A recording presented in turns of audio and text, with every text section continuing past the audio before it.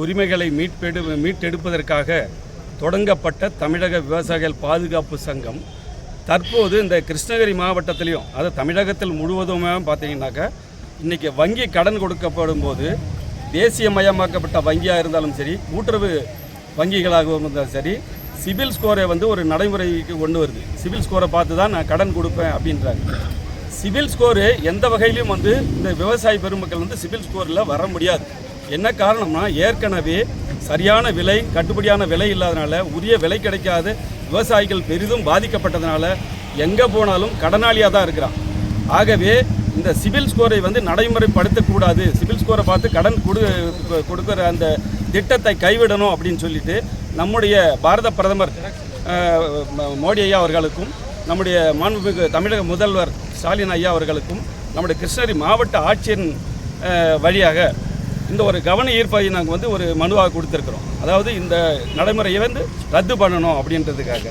ஆகவே இந்த அடிப்படையில் தான் இன்றைக்கி தமிழக விவசாயிகள் பாதுகாப்பு சங்கத்தின் மேற்கு மாவட்ட செயலாளர் கணேஷ் ரெட்டி, கிழக்கு மாவட்ட செயலாளர் சுப்பிரமணி, மாநில மகளிர் அணி செயலாளர் நாகராணி மற்றும் பொறுப்பாளர்கள்லாம் இங்கே கலந்துட்டுருக்குறோம்.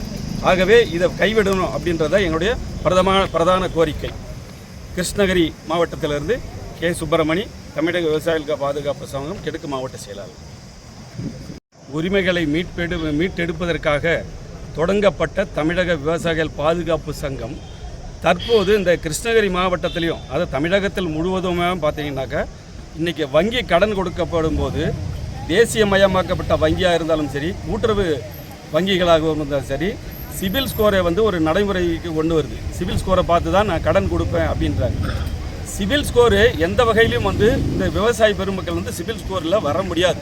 என்ன காரணம்னா, ஏற்கனவே சரியான விலை, கட்டுப்படியான விலை இல்லாதனால, உரிய விலை கிடைக்காத விவசாயிகள் பெரிதும் பாதிக்கப்பட்டதுனால எங்கே போனாலும் கடனாளியாக தான் இருக்கிறான்.